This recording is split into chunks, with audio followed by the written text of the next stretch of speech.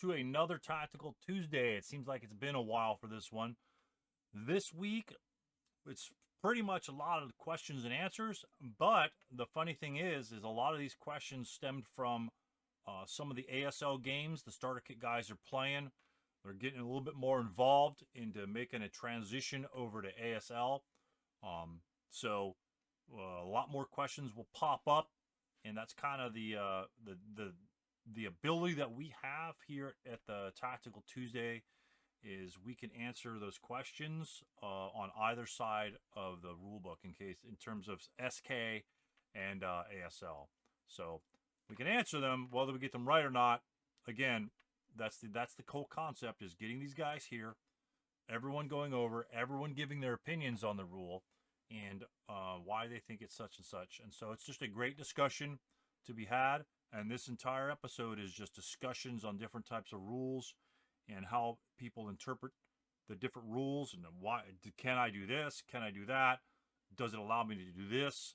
Things like that. That's what it's all about, is breaking down some of the general concepts that occur in your games that we cover all the time in Tactical Tuesday, just all the time. And questions are a priority.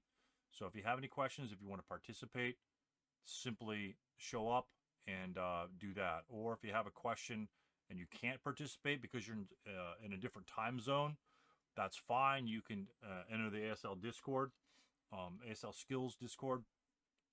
Post a question there, maybe in the general section, or there'll probably be a section on just ASL material sort of thing. And then if it needs a picture, definitely picture's worth 1,000 words. And we can actually kind of cover that for you if you want. But there are other resources that could probably answer that question specifically a little quicker. But hey, whatever you want to do, it's fine by me. Anyway, let's get to the discussion. It's a great discussion. Mark starts out the session today with great concepts and great in-depth thinking about how a particular rule applies in the rulebook. All right, let's get to it. All right, so what we're looking at here is we are looking at scenario S74, which is the first scenario, I think, in the Starter Kit Expansion Pack 2. Oh, wow. Yep. So, so this is the Chinese versus Japanese, but in an urban setting, so Shanghai, 1937. Although this isn't pertinent to this example, concealment rules are in effect, even though it is not PTO terrain. Okay.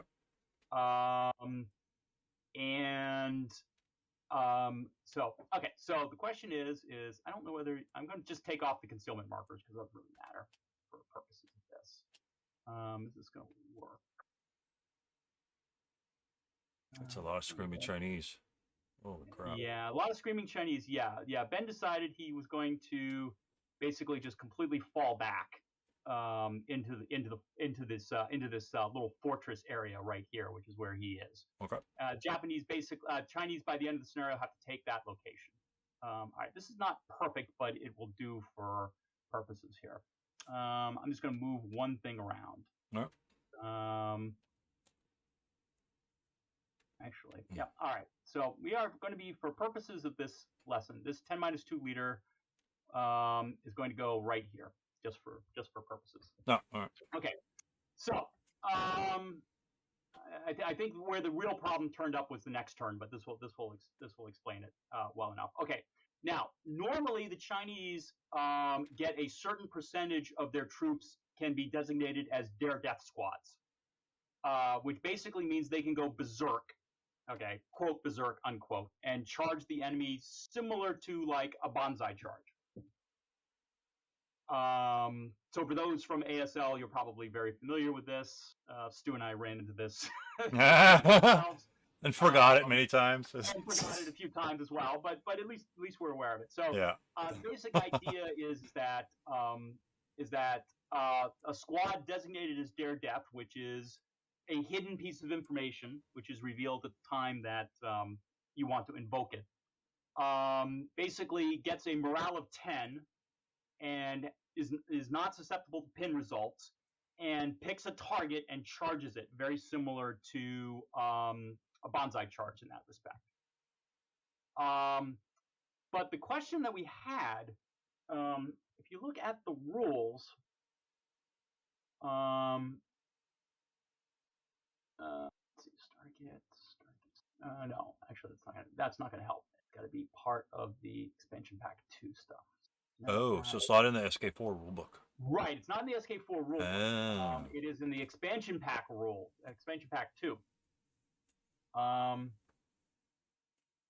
So basically it says, so dare death squads. All right, now the one exception here is normally in the rules, 537 squads, the elite squads, cannot be designated dare death. All the other squad types can. However, in this scenario, by special rule, it's exactly the opposite. All Chinese 537s are considered dare death squads. Wait, all of them? The only dare death squads you get. Okay, and you got 8 of them, so you got plenty of dare death squads to go around. Holy shit! Yeah. Okay. Which is why I think Ben's idea about going back into the fortress is not a good idea. But as we found out a little later. Okay. But the idea is okay. Now, in order to go dare death, basically a leader has to be in the same hex or in an adjacent location. Okay. Okay, so we'll look at the rule here. And it says, if a dare death squad or its surviving half squad at the start of its movement phase can move, is adjacent to or in the same location as a good order leader, not marked with a prep fire or pin counter, and is within 8 movement factors of a known enemy unit in line of sight of it and the leader, which is interesting, the MMC may go berserk. The leader may go berserk at the same time, but does not need to. But if it does, it must charge the same target. So the question came up, and Ben had an interesting question. So let's for further analysis, let's just put this Chinese squad here, the Japanese squad here. Right. Okay.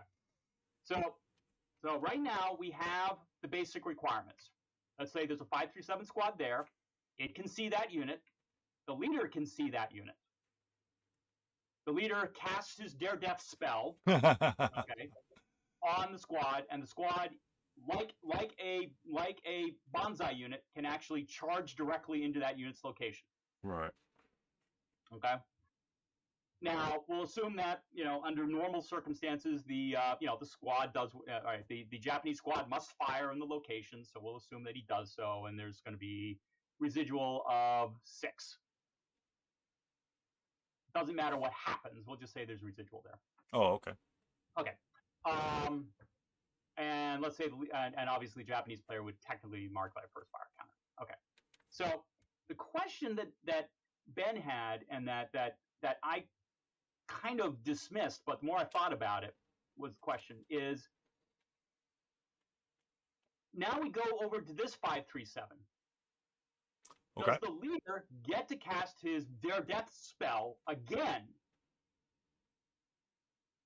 and allow this unit to function? Oh, okay. And charge. Because everybody's a dare death.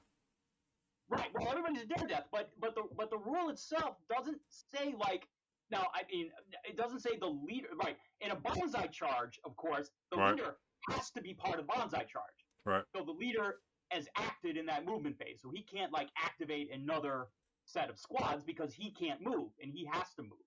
Right.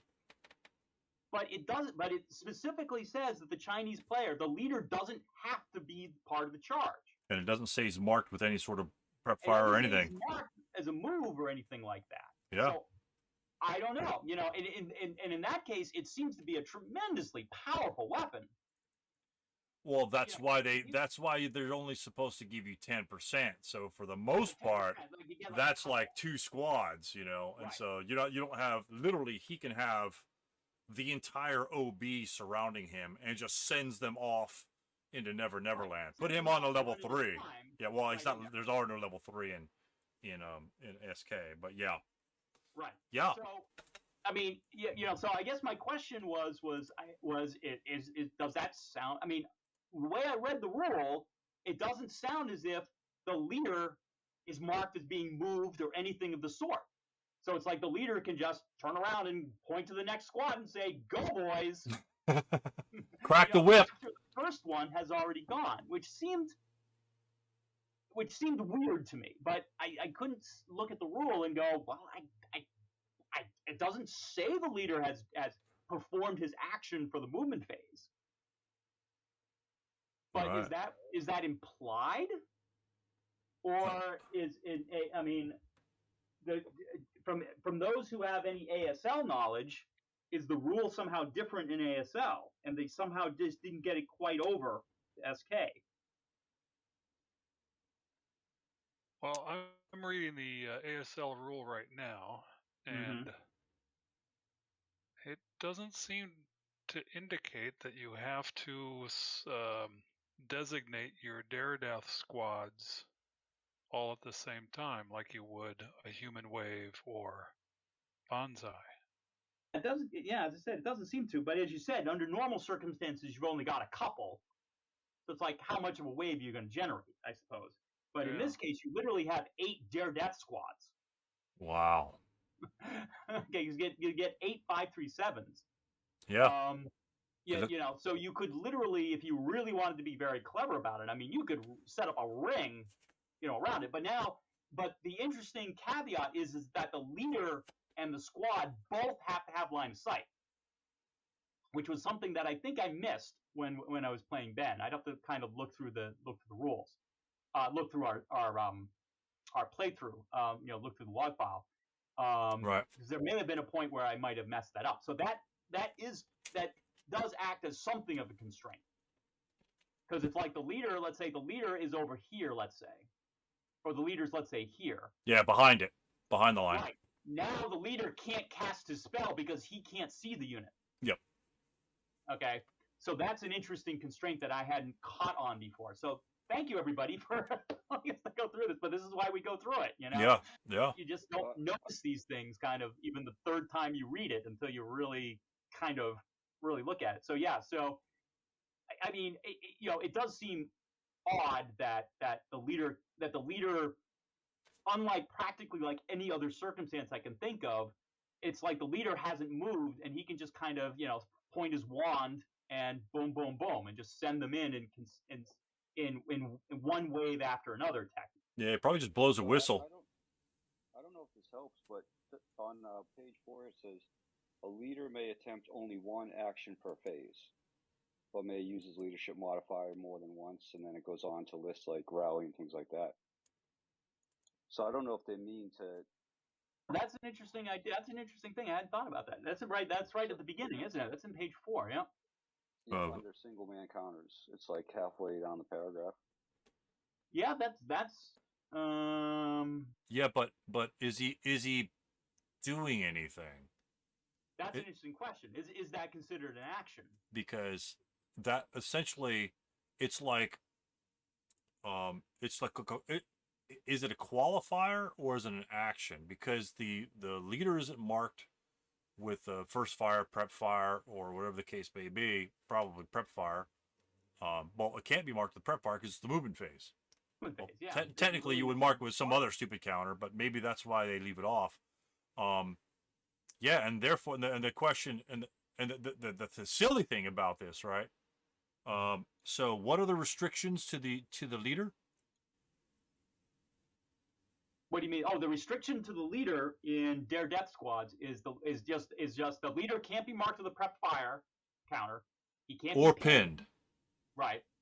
Oh my God. He can't be pinned in the prep fire in his movement phase. I'm not sure, but yeah. Which is kind of interesting, but I can't think of an example where. Well, I'll give you an example real quick. So you're gonna really love this. So the what happens to the squad is obvious. He just charges off and goes bonsai, berserk. That's pretty straightforward. Right. The question is what consequences does the leader have? It doesn't say the leader's marked moved. It doesn't say that he's marked with a counter. So, given that he's not marked and it's only a qualifier, like you have to be good order, to do whatever, right? So, and or like a flamethrower, right? If I'm pinned, I can't fire my flamethrower, but I can do other stuff. I could shoot other things. So take this example, and you guys, you might love this, especially this is where you go with balance in a scenario, right?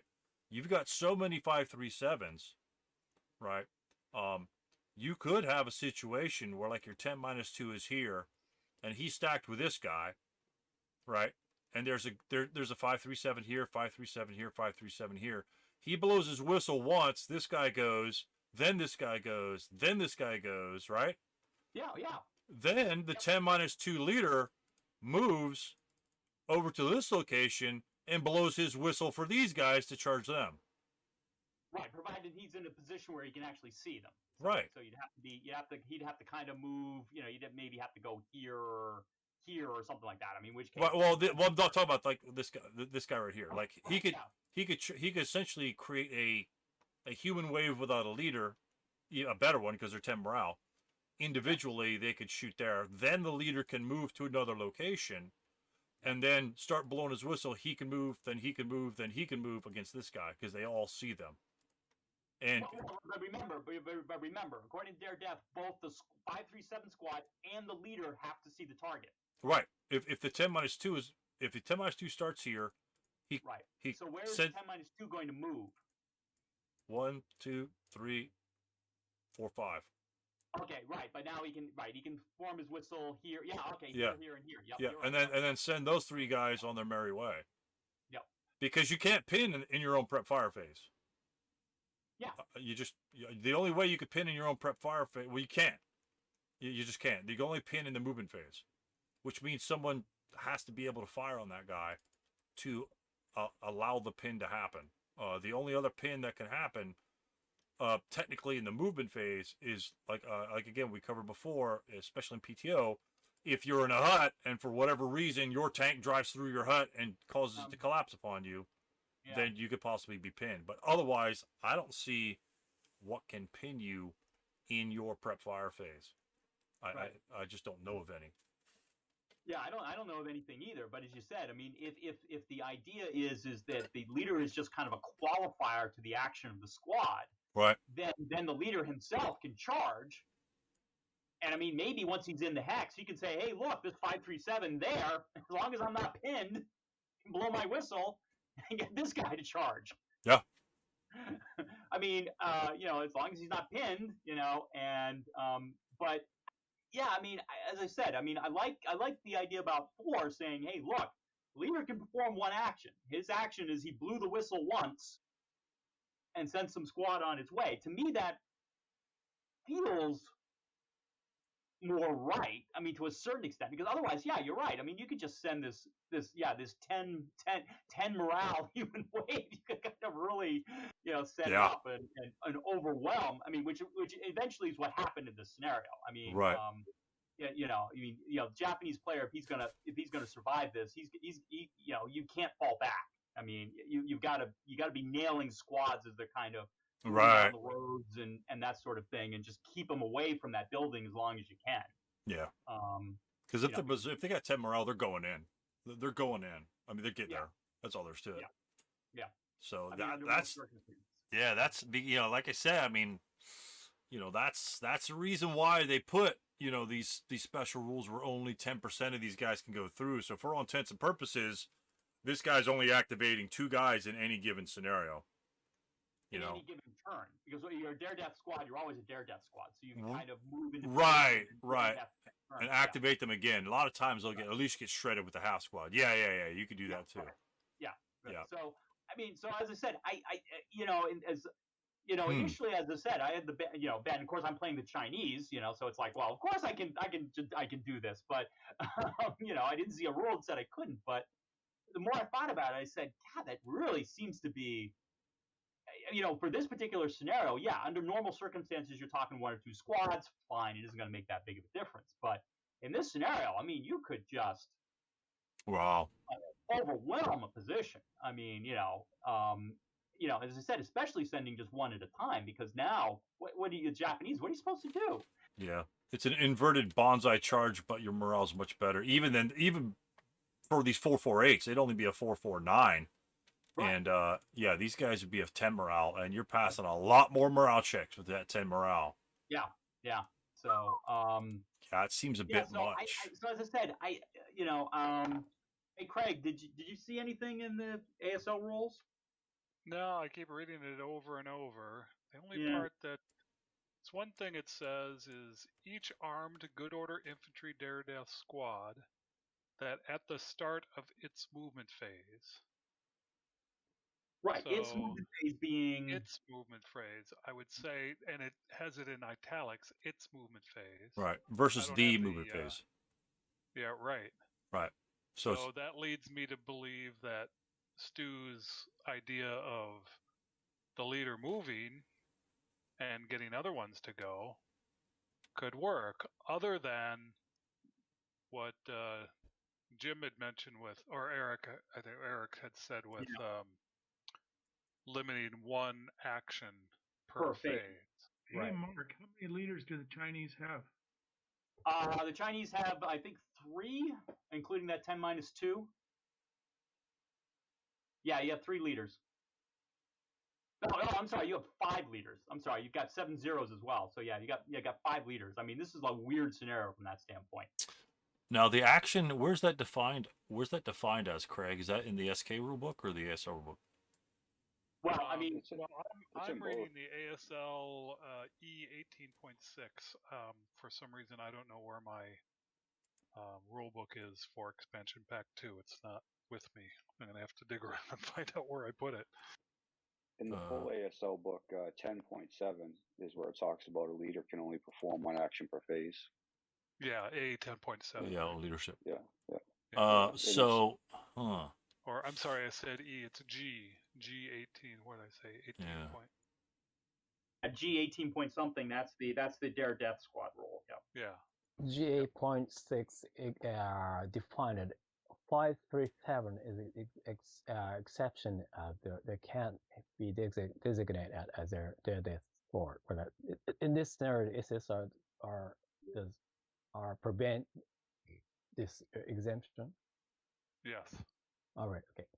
So Yeah. Unfortunately, you look at there is no in the index. There is no definition of the word action. So. Right. Weren't you asking about how a unit could be pinned in the prep fire phase before? Right. How would that happen? You know? Well, how would a so leader what- in particular? Now, when you change covered arc in a hut, doesn't that collapse the hut and cause a pin task check? So, say a unit was in a hut that changed covered arc, then you have to. It would do have to be a task tank. check. It would have to be a vehicle. Yeah. Right. Yeah, it'd have to be your own guys. Yeah. Right. So, Yeah, say the tank is changing covered arc to fire, it collapses the hut, the leader fails a pin task check. Pin task check and it's pinned. So yeah, I guess There's a lot of there is ifs. yeah. And I was gonna say sniper, but there's no sniper in SK. Right. Yeah, sniper would be the other way. And a leader doesn't pin with a sniper. Right. It's a Yeah, the wounds. Yeah, exactly. Right. Yeah. So that's interesting. Well, I guess you could have you could in ASL you can have more than one leader in a hex, God forbid, and then the higher morale level leader gets killed, the other guy takes an LLMC, or the guy either gets killed, you take and then you pass it by the highest. That would be the only way to pin you. But yeah, those are extreme cases which aren't going to be they're not essentially, the enemy is not going to be pinning you. You're only going to be pinning yourself. Yeah. But if you're moving, what if it's Stu's thought where you have your 10-2 leader? It's the beginning of the movement phase. Your 10-2 leaders back here. You decide to come up here. Yeah. So now you're in or adjacent to your potentially death squads. Mm-hmm. But in defensive fire, now the 10-2 gets pinned. Maybe that's the point. Right. Yeah. At that point, right. the leader moved. So the leader could move and then still blow his whistle. But so that leads us to the next point, right? He moved, and he's going to blow his whistle, which because he's not using leadership. See, the leadership is the key thing in the action's under leadership. So technically, he's not even using his leadership modifier. He's just qualifying for something. It would be, it is not in the way it's written. I say you could do it as long as you meet those qualifications. I think it would be a great clarification, but as it's written, there's no restrictions for you doing that. Yeah, I mean, I didn't see anything. There's nothing in the Q&A. Perry says Q&A either on that. There's Dealing only with one. Dare There's Death? only one question about Dare Death, and it has nothing to do with what we're talking about here. Yeah. It's not going to. It says it's voluntarily on behalf of the unit, not the actions of the leader. Which Dare Death? Yeah. So in 18.6, it says the unit can go berserk voluntarily. And then there's an exclusion. It cannot thusly go berserk if that leader is pinned or prep fired. So it seems like it's independent of a leader action. Right, because the leader doesn't have to participate in the berserk. This is a berserking. Right. He just has to be there to Yeah, it's like, as you said, he blows the whistle, casts the spell, whatever it is. Yeah. And off they go. Yeah, it just seems like, as you said, like, why qualify it as being pinned, especially in SK, considering in SK there's no snipers, there's no nothing. I mean, it'd be, as you said, collapsing hut's about the only way any of us have been able to think that a leader could be pinned in the prep fire phase. But certainly if he moves, then he could be pinned as a result of defensive fire, at which point if he is pinned, then he can't blow his whistle and send the Dare Death squads on their way. Right. So it everything seems to read as if,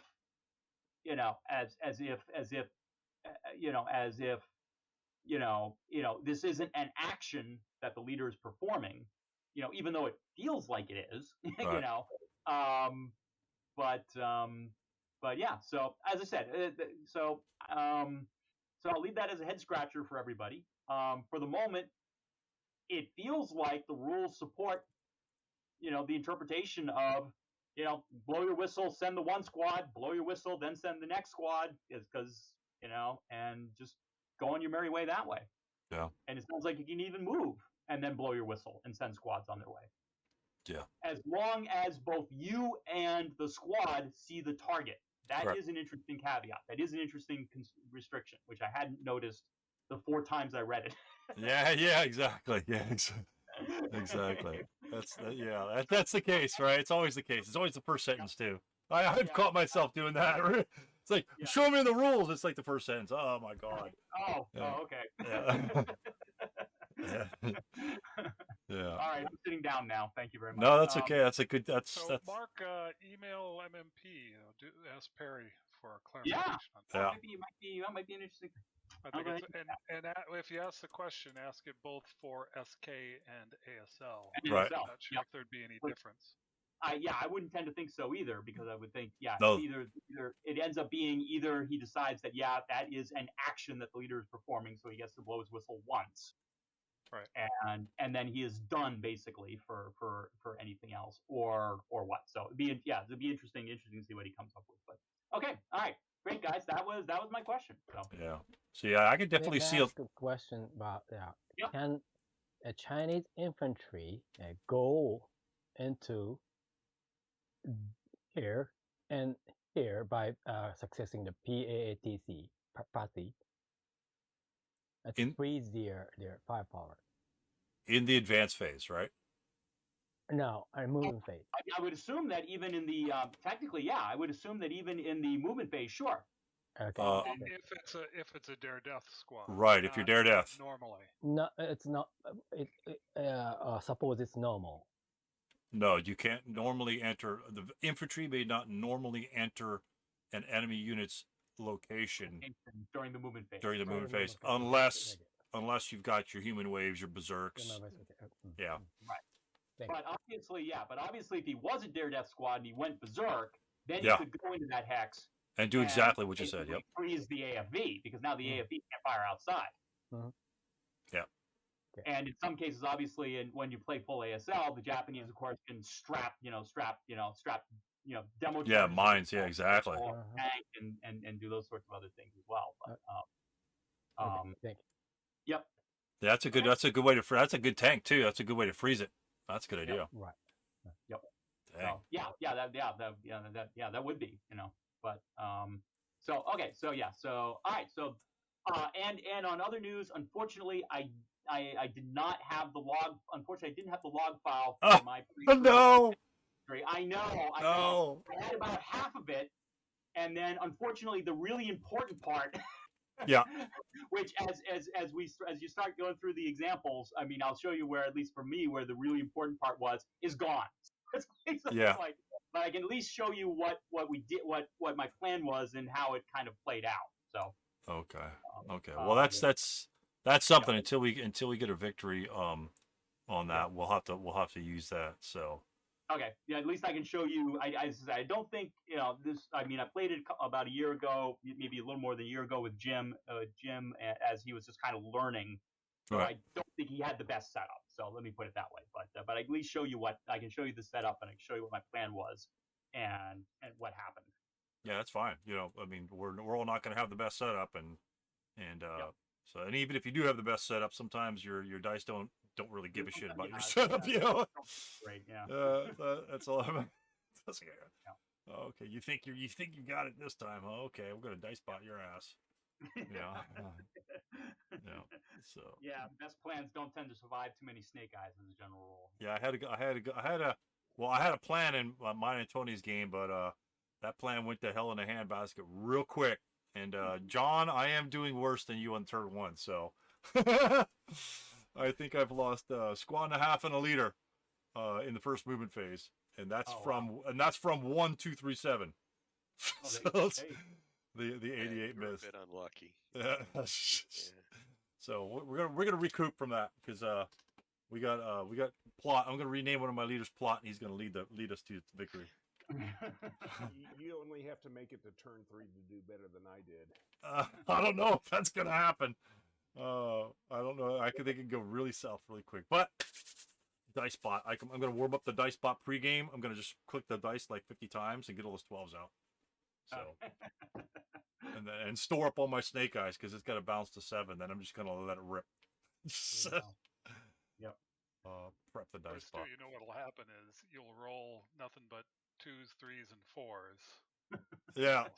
Yeah. You'll use up all your low rolls. Yeah, and then my next turn when I'm moving, they're all like 10s, 11s, and 12s. They all just break. Yeah. It was fun. So, man, I had 2 scenarios I was going to pop out last week, and I was trying to dig them up last night. I literally went through all the scenarios I've stored. It's like, which scenario was it? I was opening. Anybody else? I mean, there's a lot of guys here. You guys have to have questions on something while I'm thinking about those other scenarios. There's got to be something that's popped up in your minds. And it doesn't matter anything. You go to ASL SK, concepts. Hey, what did you buy lately? I don't really care. It's just got to be something. Well, I'm for one, I'm trimming my expanded map, so I've got some more going to Staples, so my map collection should be complete by the end of the week. So that's good.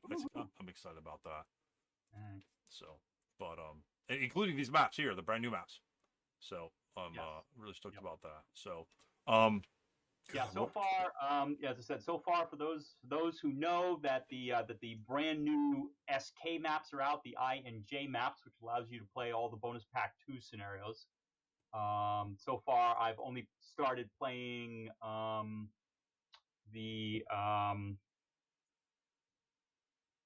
where are they? Oh, they're over here.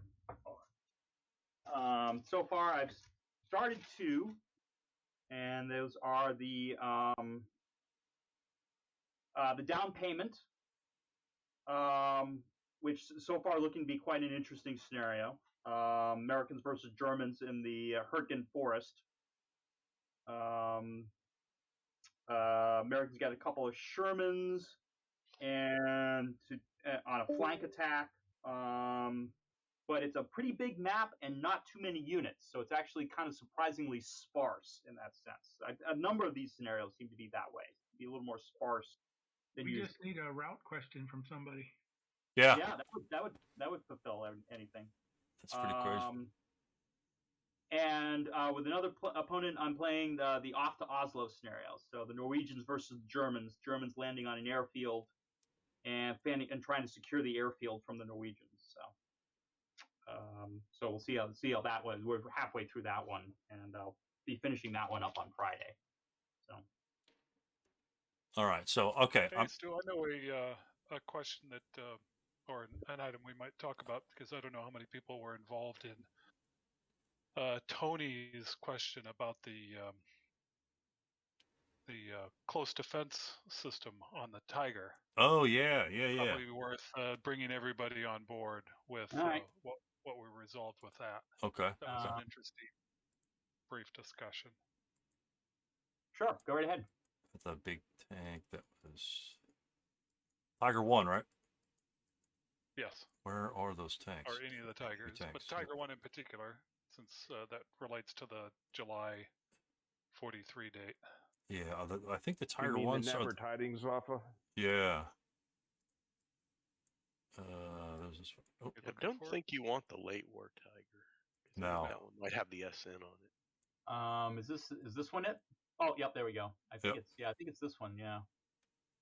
Yeah, that's late war, right? Yeah, that's no, late Tiger war one. 2 on the right. Well, yeah, right. That's right.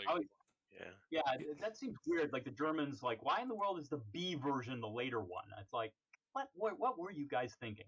Right. So you've got the oh yeah.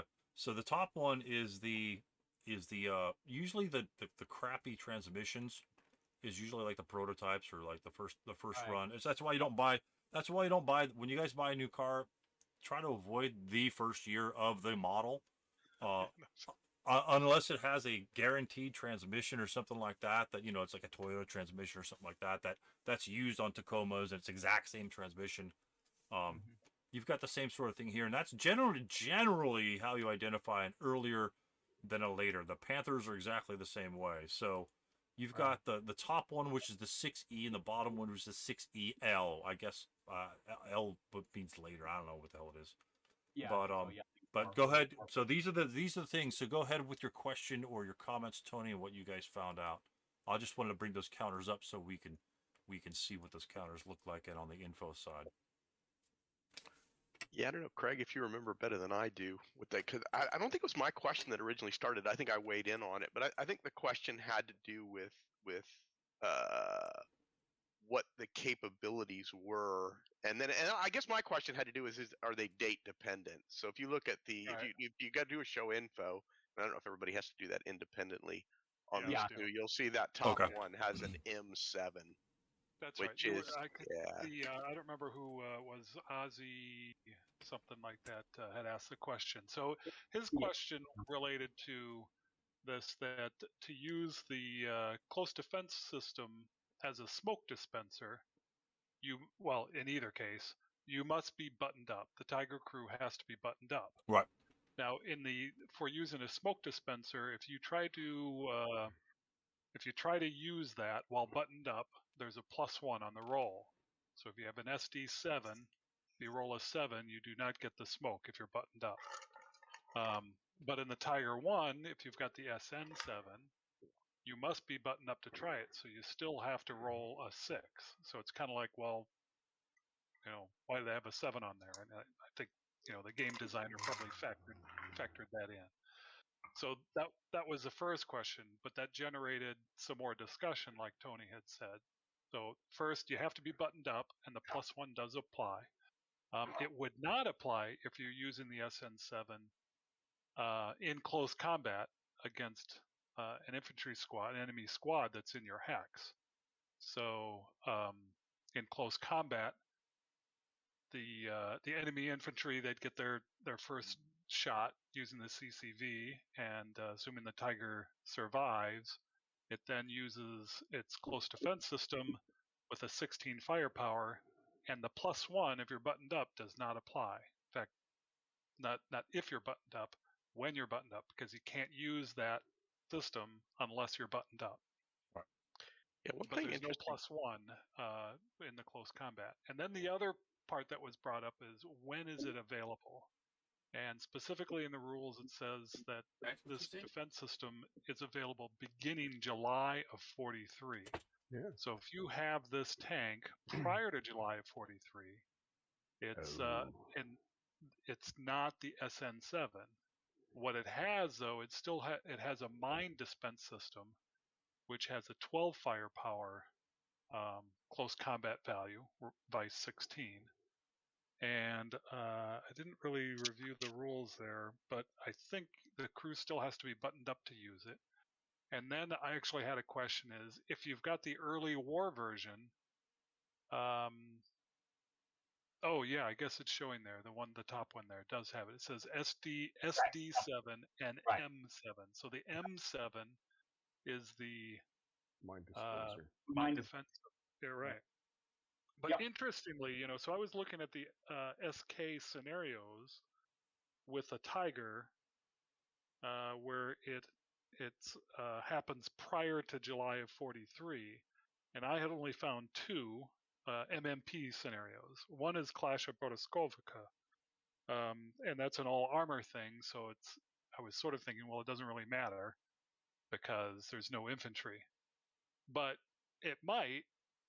Then I was sort of thinking the question then, well, it's prior to July 43, then you may want to use a smoke dispenser, like Mark did when I played him in this scenario a long time ago. I don't remember if you remember that, Mark. Yes. Yep. But so, and I'm looking at the scenario card, and it actually has the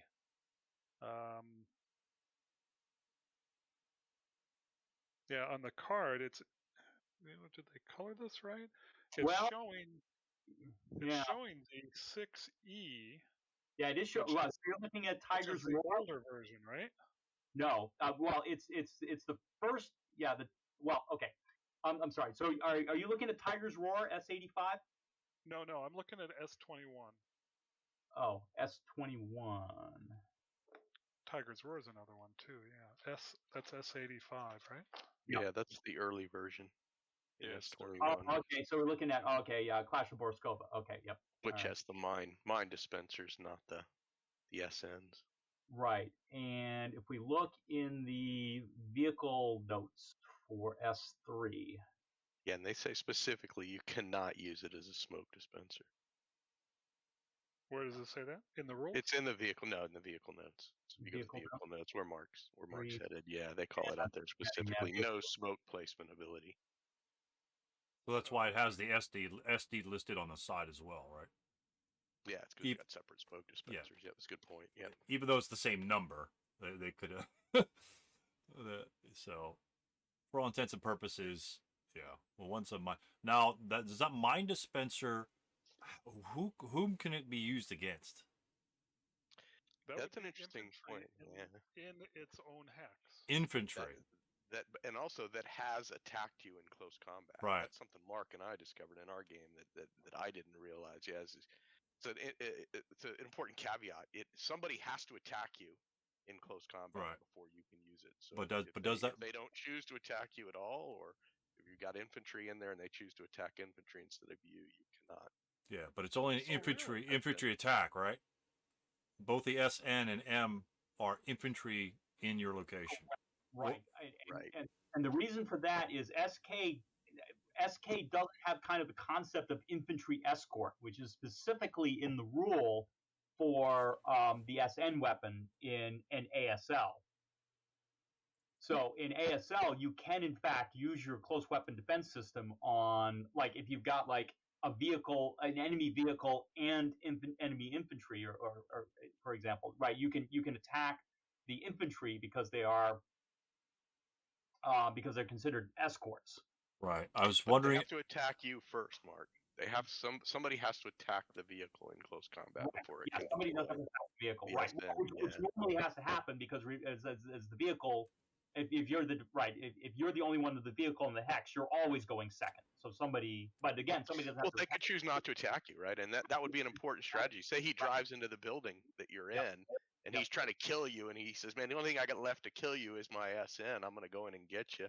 You just sit tight and say, "Okay, that's fine. You can be here with me. You got to take the building. Your tank can't take the building away from me."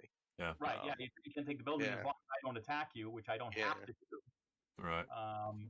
I can't fire out, but hey, but I'm not required to attack you. Yeah, you don't get destroyed with a 16 attack. So Yeah, exactly. yeah, or 12 if that matters. Yeah, because I was curious. I didn't know. Again, the reason why I'm asking if it's infantry only is because and I think it is infantry only specifically because if you had a CE tank in the location and one of the other infantry units attacks you, can you blast everything and affect the CE tank as well? I don't know if it says specific states infantry or not. In real life, you'd think you'd be able to do that because that thing, especially like I don't know about the SN, but the mine dispenser shot up, it shoot these charges up in the air that would blow up ball bearings. Yeah. A bunch of shrapnel going around. So you'd think that a CE crew would be I don't at know. hazard with that, but maybe you have to be close enough, and that's the thing. If you're not, a hex is 40 meters. Yeah. There's a lot of space there, so maybe you need to be really close. Yeah, because it does say infantry in the rule too. It says it attacks all infantry units in the hex. Right now, specifically. What part of the rule is? Because under the description, kind of the general, it says the SN places dispersed smoke in the AFE's location. The SN is also used during close combat as an attack versus enemy units. Without if you go to the close combat rules, that's on you page look 18. on the top. 18? Yeah, I was looking for that. I skipped it. Yeah, top of page 18. Yep. 18 of the SK4 rulebook, right? Right. Yes. Yeah, so the SK rulebook, right? Yep. If fired, it attacks. 4. You got to which? 3, 2, 1. Yep. Yeah, if fired, it attacks all infantry units, including friendly ones, in the hex with 15 FP on the IFT. It cannot be combined with any other attack, and no hit rolls needed. However, if the original IFT roll is greater than the usage number, do not add +1 for being BU. There is no effect. No TEM or smoke or other line of sight hindrances apply to this attack. So it doesn't. So it doesn't affect PRC. In the full ASL book, it says that it does. The PRC. So it says in the full ASL. We're talking about the SN, right? Yeah. Yeah. Yes. It says. Where's that section, Eric? 11.622. Okay. Probably chapter A. D11 or C11? A11.622. It says. Oh. A11. If fired, it must attack all unarmored units in its location, including friendly personnel / vulnerable PRC. Interesting. That'd be a good question to ask if that was excluded. Well, remember, I mean, there certainly aren't going to be any riders in SK. Right, but you can have. There aren't going to be any passengers. Because there's no such thing as passengers in SK. There are crews though, so certainly closed crews. You could have unbuttoned units. That'd be a good question to ask. Yeah, and open top, and the open top like the M10s that are in some of the PTO scenarios. Is it the M10 or the M16? Oh, okay. Oh, that's right, because they do have open top vehicles in the PTO. They do have open top vehicles. Interesting. Yeah, that's an interesting question because it does say infantry in the SK rulebook, specifically infantry. Right. And PRC are not infantry. I'm sorry, it's the M8. Yeah, the M8. Yeah. Is open top. Yep. Unless the SK rulebook defines infantry as passenger rider or as CE units as well. You never know. I don't know. That's one way. I don't remember ever seeing that. Yeah, I would not anticipate that for sure. Infantry is all SMC and MMC. Okay. Yeah, but I don't think like a CE counter is considered either SMC or nope. is not considered. Right. Because remember, there's really no such thing as in SK you don't have really a crew. In kind of the classic sense of it. You just have I'm CE, so so I avoid the +1 for being buttoned up, and I can be attacked as +2, and suffer certain effects, but it's not like you're really hitting the crew. Right. Really the idea. I'm going to have to look at this, but I'm reading the ASL 11.622. Is a CE crew considered vulnerable PRC? Yep. If they're unbuttoned. So PRC stands for what? Passenger Riders Crew. Yeah. Passenger Riders Crew. Right. Okay. And when you guys are reading the ASL rulebook, or because it's a lot of times it'll say riders and crew, or it'll say passengers and crew, and so you have to understand that although PRC is like a jumbled of 3 words, some of the rules remove one of those letters, like passengers and crew. That means riders are not included. So there's a couple times where, especially usually riders get the short end of the stick. But yeah, just a little side note on that. Yep. One other thing, different tangent from our discussion about the close defense weapon system is, with the Tiger, keep in mind that the morale of the crew is 9. Right. Yep. ML9. Yep. As opposed to the best morale of the nationality, which is the usual definition in SK and ASL for that matter. So that's important to remember. And I think that does carry over into ASL SK as well. It does. Yep. I know. This is my first time to notice that when the Tigers has success to deploy their SN, the German player places a smoke marker. Dispersed smoke marker. I didn't know that. Rare. Yep. Oh yeah. Everyone wants the 16 firepower. They don't really care about the smoke anymore. Yeah. They just blast the shit out of stuff. Yeah, exactly. Yeah. It's a good 16 firepower. Then forget the smoke marker. Yeah. Right. Yeah, which is important. I didn't know that. Yeah, that's really cool. Oh, I've never done that. But it's your only smoke, right? Correct. Yeah, you don't get smoke. Yeah, you don't get you don't get have a smoke dispenser. Yeah, you don't have a standard smoke dispenser. You've got the SN7. But the older version, M7, in this doesn't deploy the smoke. No, that has it. Right. Yeah. No. The M Okay. doesn't deploy the smoke, but it does have an SD7. So that smoke SD7. Yeah. They're separate systems. Well, I think I know that I've made that. Then I never really did that before, and there's been a bunch of times where I had a Tiger use the SN7 against the infantry, didn't put the smoke counter on there, and then in the next turn, that Tiger is still in that hex, fired away at other units. Oh. But at the beginning of the German term prep fire phase, dispersed smoke gone away. I believe. Yes, Yeah. but if it's right, yes. I don't think it places smoke in close combat, Craig. If I don't that's think what it you're places smoke thinking, in it's only if you do it in the movement phase that the smoke counter goes down. If you deploy it in close combat, I have to double check the rules. But Yeah. my recollection is you don't place smoke then. Right. Okay. Right. Yeah. You don't get the smoke in the close combat phase. But you all right. can use but you can use the smoke discharger capabilities of the SN in the movement phase to place smoke as like a smoke. There's an exception. Right. Yeah. Right. Okay. Okay. Good. Yeah. Then I was doing it correctly. Yep. Yeah. Otherwise, that would be nice. Yeah. You attack the infantry with 16 and create a smoke screen at the same time. That'd be nice. Oh man. Oh yeah. Yeah. Well, you could drive into his hex.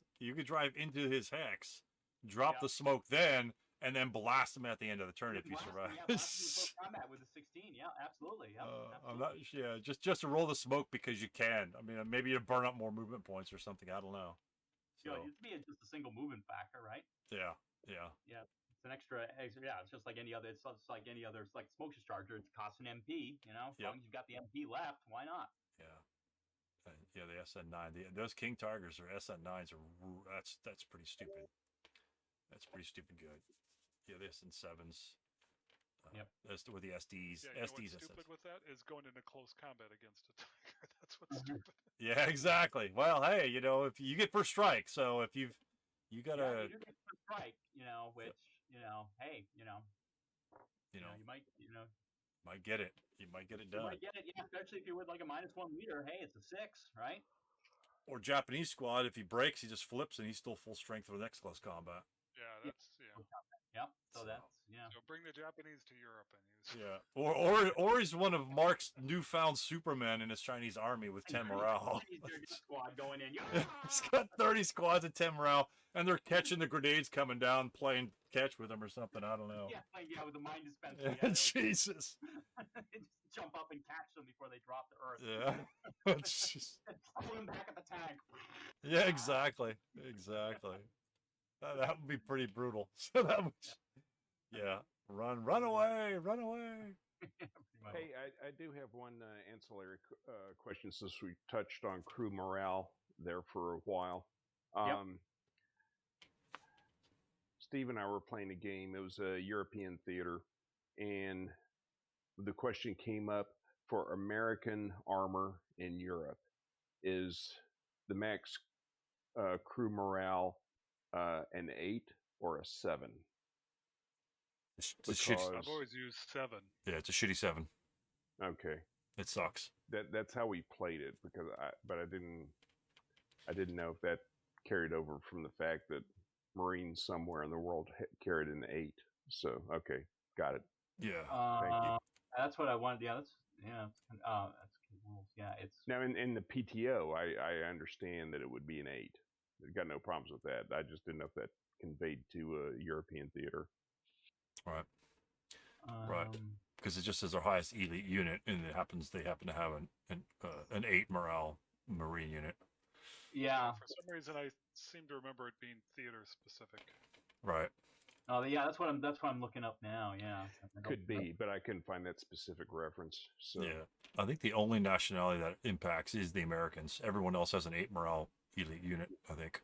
Right. Yeah, and I kind of thought too, just because of the sequence in which the SK games came out, all these European theater games were out long before PTO got introduced to SK, so it would have been designed with a 7 in mind, because that would have been the highest until PTO was introduced. Right.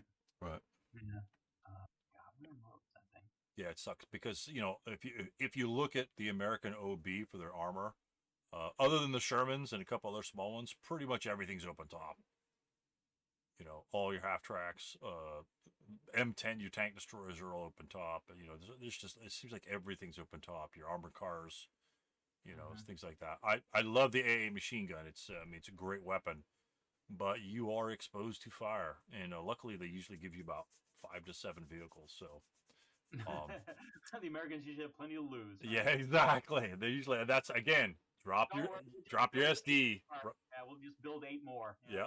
Drive your cars up there, your scout cars, and drop that SD so the guys behind you can't get shot. Sort of thing. So, it's huge. It's that 7 morale's just. Even the 8 morale's. You see guys, the Germans buttoning up all the time. I'm playing a scenario right now. All my American tanks are CE, and they have to be because I need that +1 to hit when their guys are moving. So, but. Those German machine guns at 8 firepower are pretty brutal. But that's just one of those choices you make, and I'm kind of stubborn. I want to use my 4 firepower machine guns. Get that 8 firepower coming back. 8 firepower coming back. Okay. Yeah, I finally found it here. Yeah, AFE effects. The crew checks morale with a morale level of its nationality's best unbroken elite MMC. This includes all U.S. AFB using a morale level of 8 when fighting the Japanese. Okay. Yeah, we saw that, but okay. I would say the when fighting Japanese is the kicker. Operative phrase. Got it. Yes. Okay. Thank you. Yeah, so if they're for whatever reason, if they're not fighting the Japanese, let's say they're fighting the Vichy France in like Indochina, then it would be 7, right? Yeah, there'd be 7, right? Yeah. Yeah. 10. Although interestingly enough, it's not quite as clear. That should be your normal army units. If you had Marines in that scenario, that would be really. Right. They would hopefully in that scenario there will most likely be an SSR. Hopefully, you would hope because that will ask. That's a question that I always look for. It's like okay, boom, what do we do here? Sort of thing. And but one of the scenarios had a special rule that I'm working at. Well, it's platoon movement, so I'm not going to bother it. But hopefully you guys will probably see into it later. So Any of the questions? You guys have some good questions. This is good stuff here. I mean, this is all little tidbits of information here. We had a weird one come up the other day with a machine gun fire lane. Okay. So I'll set something up on the top of the board here where it's open. Okay. But these aren't really representative of being able to use a fire lane, but I'm just grabbing the closest thing I got. So we'll use these two units here as an example, right? So let's say this crew right here has a medium machine gun and fires here, wants to lay a fire lane, right? Okay. So that's easy. That's going to look like, I don't know, do something like this, right? Okay. So then let's say they fire here. Okay, thank you. Yep. So let's say they fire at the unit here. Now you set up what your fire lane on an alternate hex screen, right? Pick which one you want to do, whether it's like these hexes up at the top or you go down this way. Okay. Cool, got that. So now what if this unit fires at it here? Can you do a fire lane? And if so, where do you put it? Because it's not along a hex screen or an alternate hex screen. Right, which means you can't. No. Yeah. Really? Okay. Right. Correct. So I think, we ended up not doing a fire lane, but we couldn't figure out how you would put it if you wanted to. Right. You have to be able to place it on either a hex screen or an alternate hex screen. If you can't, then you can't place the fire lane. All right. So in the middle of a war, if you're not firing right down the hex screen, right? Yes. Then you're good. So remember to map out your grid properly before you get attacked. Right. Yep.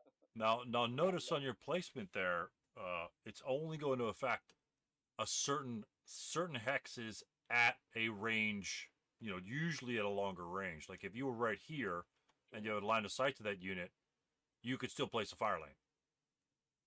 One hex over, you can place a fire lane. One hex over, you can place a fire lane. Back here you can't, and that's just essentially at their longer ranges, which, obviously in ASL or SK, your fire is going to be a lot less effective from here, especially through the orchard, right? Especially through the I orchard. think he was I don't think he was really worried about the orchard. I think Right. he was worried about Right, but just in terms of taking the shot, anyway. Right. Yeah. Just right. And I just wanted open ground to show the example. Well, not open ground, but yeah. But yeah, that's a let common. me pull up a since we're talking about this.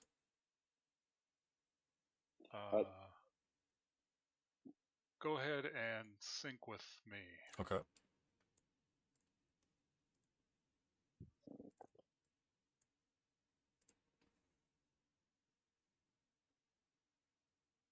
And don't pay attention to the what's going on here. We're just so if everybody's synced. Damn. Okay. Gonna move some stuff here. So let's just clear stuff out so we can kind of got the medium machine gun here.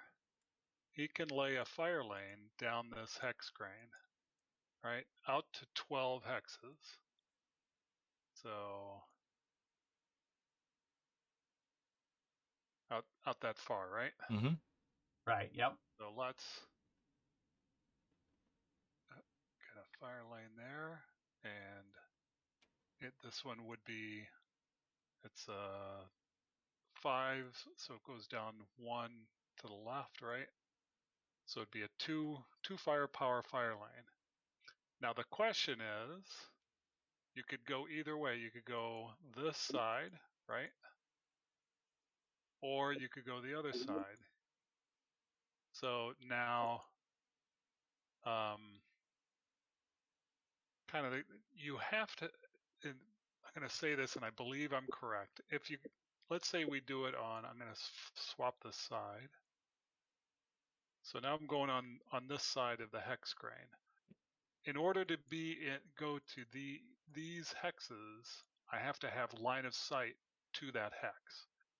It can still affect these hexes, but it may not be able to. It may not affect that. So in particular, let's check that. So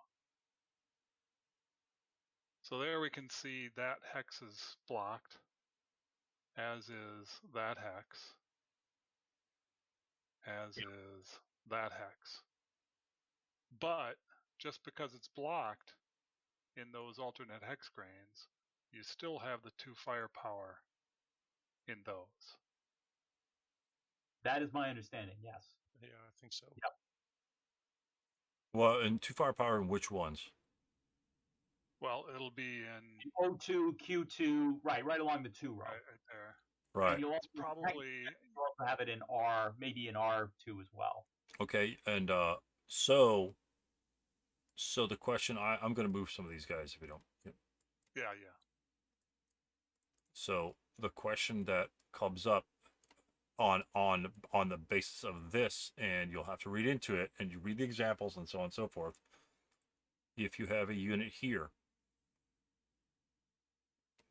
and you go to V1, are you attacked? I would say no. If you're in What W, about okay, go ahead. I'd say, snapshot? yeah, snapshot attacks you. Well, but if you laid down the fire lane, now, I guess you could do snapshot, but that would be sustained fire, right? No, there is a fire lane snapshot rule. There's a very specific fire lane snapshot. Right, That it's says basically when you're there, but you'd have to have line for snapshot.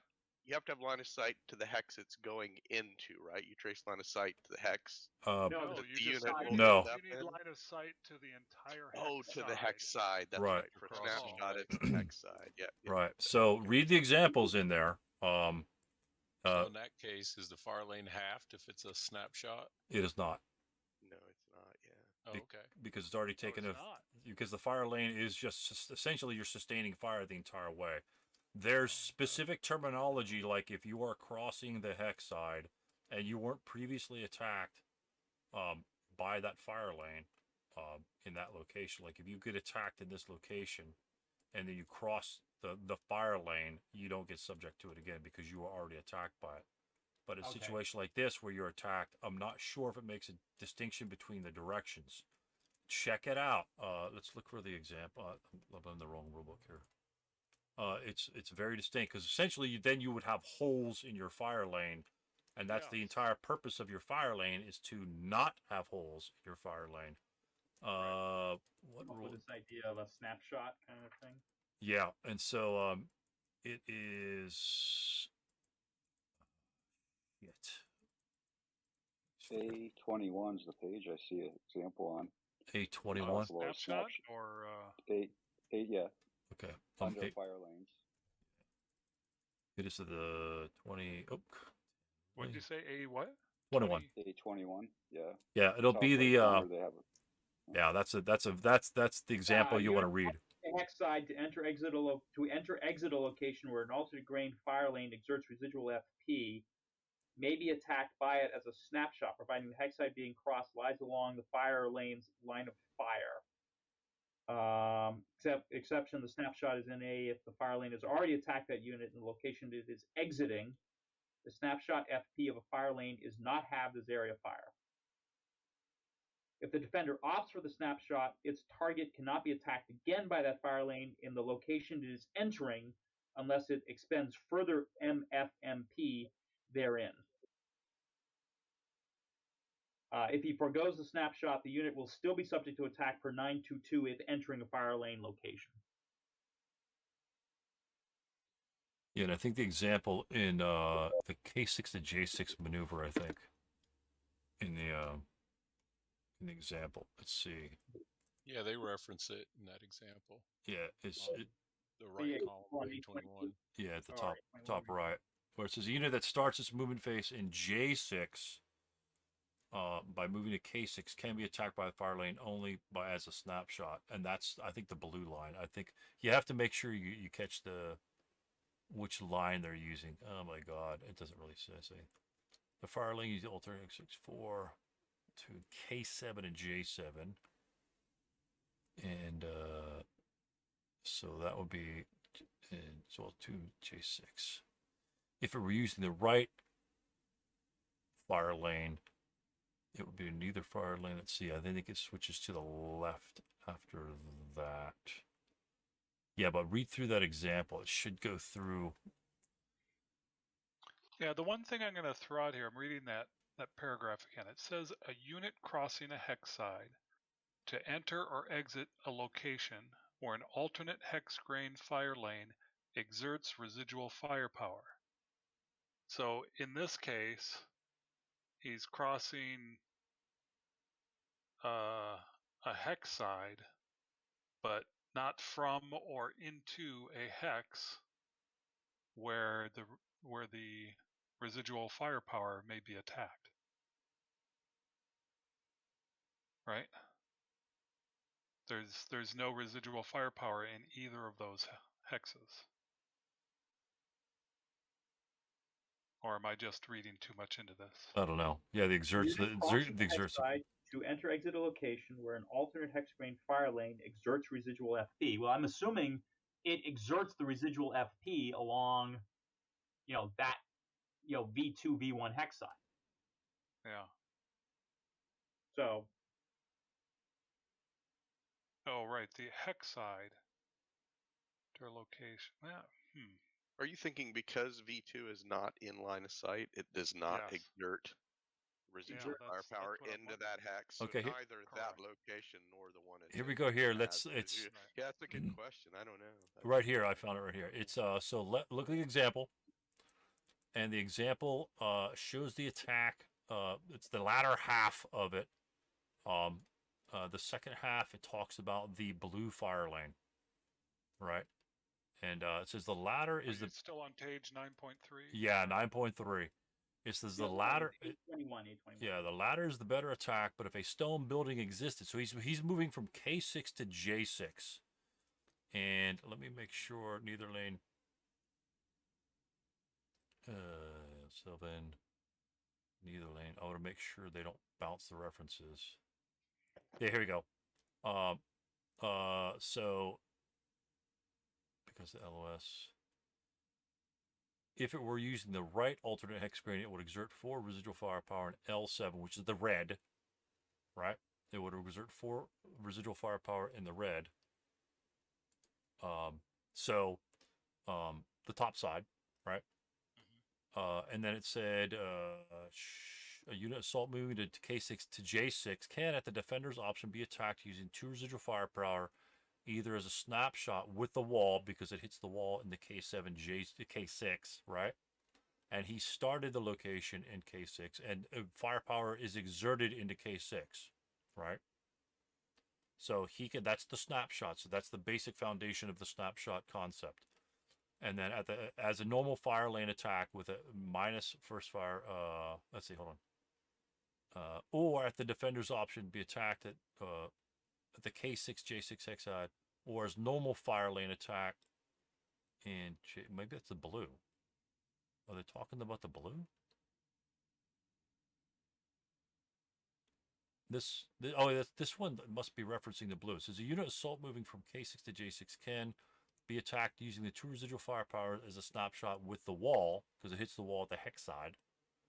Or you could attack in J6 with normal fire lane attack, because that's where it exerts its firepower with the first fire move in the open. The latter is the better attack, but if a stone building existed in J6, then you would probably want to use the hex side shot. A unit that starts its movement phase in J6 by moving to K6 can only be attacked by the fire lane only as a snapshot because you started in that location.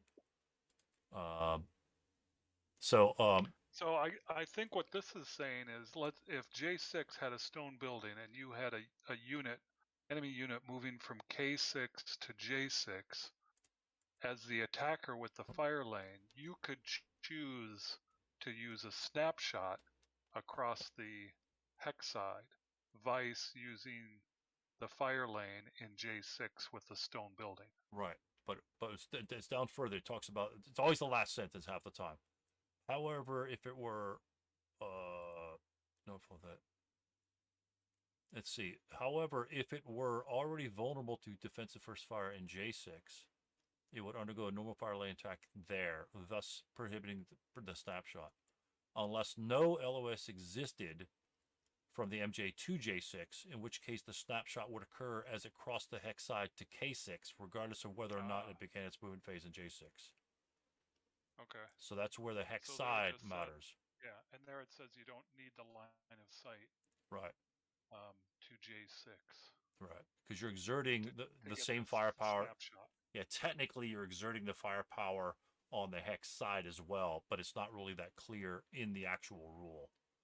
And I wish it would say it would be in the rule, but that's all. You know, it's that last part where it says unless no LOS existed, then he wouldn't get attacked in J6. Like all your units in V2 and X2, you can move into those locations. You would not be attacked by the residual. But if you proceeded to cross the hex side, which the fire lane has fire, because there are still bullets flying down the road. Yeah. Then right. then the only option for the MMG defending player would be to attack you in that location. And if that was a wall or a hedge, you would get the hedge modifier. Right. And stuff like that. And so it makes a difference. Yeah. Yeah, and I'm reading this too, where it says I was confused for a second. The attacker doesn't have the choice of snapshot or the terrain. So if you have line of sight to J6, that's where the attack has to occur. You can't choose. Well, if he has line of sight to J6, like if he, if he moved into J6, like if he starts in J6, like, no, if he starts in K6 and goes to J6. Let's say like this guy right here, he starts in P2 and he's not moving. Yeah. Right. So this machine gun lays down a fire lane because this guy back here moved and got shot. That's generated the fire lane. You have to have your target within the confines of the fire lane, and then your fire lane can go out ad infinitum to the whatever range of the machine gun is. So never short yourself range. Never drop your fire lane here when you've got other units moving behind it. Typically, you want to drop it to max range. Typically, there might be some reasons why you wouldn't. But then, let's say he moves this unit next. He moves from here to here. He would get attacked on the hex side at 2 even. Well, no, you'd have to attack him. Well, it depends on which hex grain you're using. Right. If we're using the top side, the firepower is exerted at the P1, P2. He's crossing that hex side, and therefore only the snapshot would be available to, which just essentially, for all intents and purposes. If you were using the bottom side, though, then the attack would have to occur here, not snapshot. Nope. You can't attack here. You can't. Line of sight to that. I understand, but that's where the fire lane is. The fire lane is on the top portion. I'm saying if the attacker chose a fire lane on the other side. Oh, then the attacker could. Could you? Yeah, you could do the same thing. You could choose the snapshot or not. But it says in the ASL rulebook. Let's see here. If it were already vulnerable to defensive first fire in J6, it would undergo a normal fire lane attack there, thus prohibiting the snapshot, unless no line of sight existed. Yeah, but if it starts in that hex, so it was never subject to fire there. Right. Started there, right, Craig? So if it moved into that, if it moved in there and was attacked, then it wouldn't be attacked. Yeah, like if we moved into R2. The residual firepower gets attacked. This unit 2+1. Let's say he's not assaulted, and then continues here. You don't get the snapshot as well because he's already. Okay.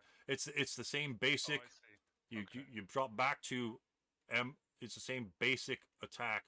Technically, you're getting more vulnerable, but you've already been attacked in that location, and you're not moving to the hex side. You're moving to this hex, so therefore you're exiting that hex. Now, if you moved into this hex here.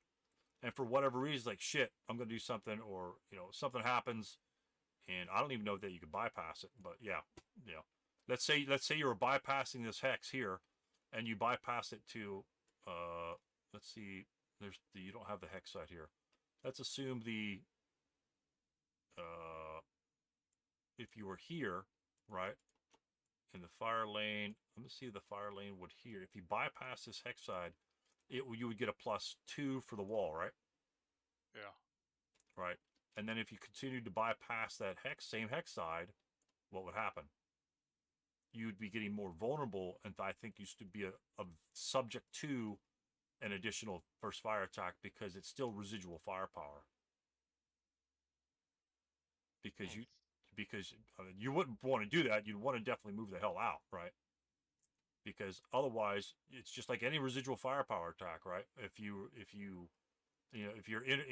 moved into a foxhole and there were residual in the hex, you move in, you pick up a weapon, and then you go out, right? Now you're becoming more vulnerable as you're leaving the foxhole. This is the same thing, but it's just using bypass movement. I'm +2 right there based upon this wall, and now I'm in the open over here. I'm in the same location. That's a -2 shot. So, well, except that bypass movement, you're going.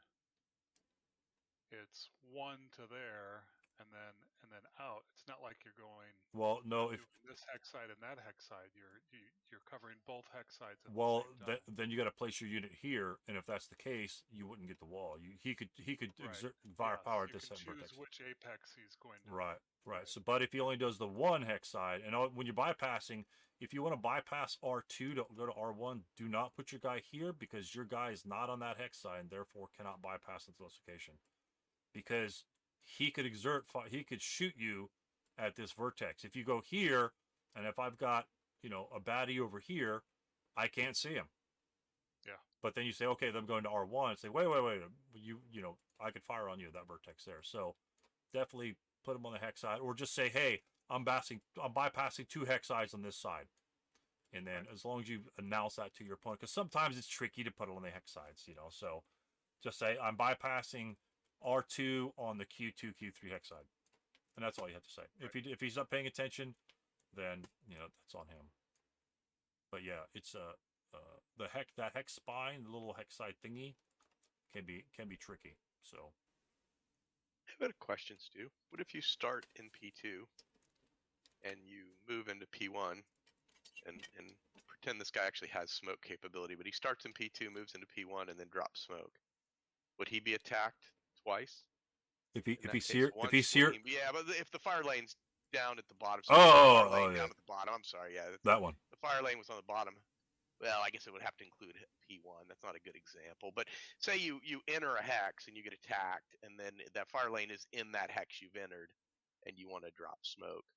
Now, okay. So yeah, say in this case you went from Q3 into P2, something like that, and then you wanted to drop smoke. Yeah, is a fire lane treated like residual? Yeah. Yeah. So if he moved in here, right? So you can only be attacked by the fire lane once, right? Hex, because he's not. Despite how many movement factors you spend in it. Unless you're getting more vulnerable, right? Unless you become more vulnerable, right? But obviously, with that hex, you'd probably be already subject to the -2 anyway. So yeah, throwing smoke isn't going. Failing a smoke check isn't going to make you any more vulnerable than you were before. Right. And the difference between a fire lane attack, let's say you could drop smoke there initially, right? Let's say the fire lane's already placed. You drop smoke here, and I move into here. What's the modifiers for this location? Not assault movement. I think you get the +2 for the smoke and then -1 non-assault.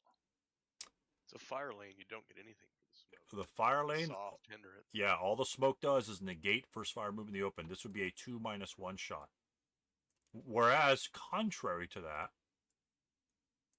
there was already 2 residual there, and you drop smoke on that hex, and then you enter that hex, you would then get the smoke, because this residual firepower has already been reduced by outside factors.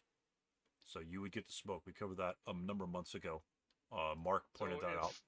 If there was already a smoke there before the fire lane was laid down. Oops, sorry. Yep. Let's say, he's there, he places smoke, then he continues on to there. Now the machine gun fires. Is the fire lane a 2 firepower? The fire lane of the firepower of the fire lane will not change regardless of what you're shooting through. The base firepower is going to be the column to the left of whatever the MG is. In this case, it'll be 2. HMG will typically be 4. American 50 cal will be 6. LMGs will be 1. The smoke in this case, like Tony was saying, is a soft hindrance. Soft hindrances just simply negate the movement in the open modifier. At that point, any other shots down here, if you assault movement in this location, that's a 2 even, not a 2 -1. And therefore, when your guys are learning about fire lanes, definitely take into consideration your soft and hard hindrances. And you'll have to look up the definition of those. Hard hindrances are like your orchards, crag, orchard and crag are probably going to be your more common ones. I don't know of any other hard hindrances right off the top of the bat. Are grain considered hard hindrance? No, grain will be the soft hindrance. So let's take the example that the German is here, or the German is here, and he drops the fire lane. The Russian moves here. He's going to dash. He's going to get across this bridge, right? Yep. So he moves here. German drops his fire lane. You know, the whole way back. You might as well shoot the whole way back, unless the enemy sniper is super high. You might want to truncate it, or whatever the case may be. Take the condition take the position into account. So this shot initially will be whatever the shot is, right? So he gets attacked by whatever the firepower of that attack was. Then the fire lane gets dropped. So he moves on. Shot was nothing. Schmuck behind him says, okay, I'm going for it. You move into here. What is the firepower of that attack? You have 3 hard hindrances between you and the initiator of the machine gun. In this case, you add up each one of these as a modifier. Okay, +1, +2, +3, non-assault movement. That would be a 2+2 shot, and then you would just continue. Whereas if these were grain, right? Or a soft hindrance, they're on the... Quick question. If the fire lane is laid, anybody who was there previously will not take any effect from that fire lane. As long as they don't move. As long as they don't move. Okay. Yep. Because remember that the fire lane, because it's green, again, the beauty of it being in green, it's residual firepower. It's like if you were getting shot at, if this guy moved here and he shot it there, he leaves 2 residual. If there was already a unit in the hex, the residual firepower doesn't affect him. Unless he drops smoke or, you know, picks up a weapon, then he gets attacked. But if he leaves, nothing happens. On a regular, on this. I guess perhaps Craig's question was, if he gets shot at there, but, you know, who knows why. Right. You know, he goes here, takes the 2 fire lane, and then he keeps going here because he wants to go across the bridge. Right. He's got to take the fire lane shot again. Nope. You already took it in the hex. Now you're. Yeah, I was going to say earlier, you charge the gun went now. To T7, right? Right. And now you go Oh, to if you went to T7, yeah, absolutely. You would get shot every single hex that you go through in the fire lane. Every time you move to your different location. To another hex. Yep. To a different location. Yep. Right. And but that's what we agreed that you could only get shot once in a fire lane earlier. In the same location. Per location. Okay. Right. And that's why the fire lane is good, because if that's the only method of approach, and he's going to bonsai down that fire lane, or send all of his 50 dare death squads because the 10-2's blowing his whistle, you drop the fire lane and you just roll a shitload of dice. and hopefully he'll hit that 1 morale check, because pretty much the fire lanes are only going to generate 1 morale checks. Oh, that's about either 1 morale checks or you're dying. You know, 4 fire lane firepower attacks are rare. 6 are even more rare. But it depends. You know, the PTO, you got 350 cals. Start dropping some fire lanes. It's a lot of firepower. A lot of firepower. I mean, 6 on 10. Even if 6+2, I don't care. I'll take 6+2 because I get 15 shots. You know, if that's the way you're going, I'm getting 15 shots. And if you should happen to go this way, then I might have somebody else there with the LMG that drops a fire lane down that way. And now both your routes are screwed. But if the one guy's just sitting here by himself, minding his own business, and this guy up here enters the fire lane, he gets attacked, he drops the fire lane, he keeps going like this, he gets shredded or whatever, and then he moves out. This guy, as long as he doesn't move within that fire lane, he's fine. Or, you know, outside to like a hex side grain or something like that.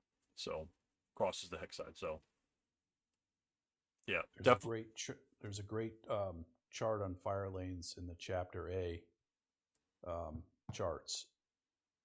Oh yeah, which yeah, summarizes everything. yeah. Definitely read including that. A hard and soft hindrances. So it's on the one after the nationality characteristics, control, Good. Let's see. and that's a great summary. I actually haven't seen a summary. What page is that, Mark? I don't know if it's a page. I'm looking at my e-rule book, but Yeah. if you look at the Chapter A pink binder charts, I want to say it's the fourth one. Yep. It's Fifth one. They have the chart after the. Oh, here we go. Okay. Yeah, it has canceled, not allowed, cancellation, hindrances. Fire lanes. There we go. Yeah, no, let's all the hard ones. Graveyard, yeah, I forgot graveyard.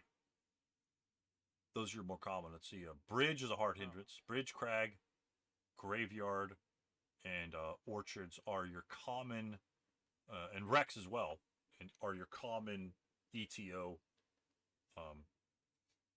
So, light woods is pretty much an SSR. Olive groves, that's going to be an SSR. Palm trees will be obviously PTO. Yeah, it's sort of like in the Christmas one. What was that name? That Christmas scenario where the Japanese are charging, dropping fire lanes through that giant orchard essentially does nothing. But sometimes, and your fire lane attack, your leadership does not apply to further fire lane attacks. It only applies to the initial attack. So I happen to pretty much do this sort of fire lane here with an HMG, and so that gave me a 4 firepower. But it was a 4+2. Hey, it's better than nothing, And I did take the orchard modifiers, but a 4+2 is still, a 5 for Pentastic. And as long as you're slowing them down, that's the whole point. And 5's not the best rule, but that's what you get. And yeah, that's a good chart. That's a really, really, really good chart. That pretty much summarizes a lot of stuff. If you read that chart, you won't be scratching your head for hours reading the rule book. This really summarizes a lot. But definitely read those examples, because that covers that. I guess I should start reading the charts. Yeah. Oh yeah. The charts will clarify more rules than anything else, even than the rule book. Just check out the charts, read through them, read through the examples, and you will find everything in probably almost every single chart that you come across. Something new that you hadn't experienced, or you just glaze over in the rule book because giant paragraphs, right? Yeah, I'm not aware that hard and soft is defined in the rule book. It is, but it's hidden. Kind of hard to find. Yeah, it's kind of hard to find. Right here, it's boom, straight up. Yeah, it gave a list of things that don't affect the fire lane, but it didn't. I didn't see where it said hard and soft like this does in the chart. Yeah. Yeah, and I remember I learned this in Strays, where I thought I was a genius to lay a fire lane across an orchard, and I realized that was not a good move. Yeah. Again, why would that be terrible? Let's say in this sort of situation, you've got let's drop it to the worst case scenario. You've got an LMG 1, 2, 3, 4, 5, 6, 7, 8. Let's say these guys are, let's say this is an open ground hex, or just for shits and giggles. You got a 1, 2, 3, 4, 5, 6. He shoots at you in this location here, and your sniper is 5, 6, or 7. Right? You could really troll this out. Your sniper's pretty high.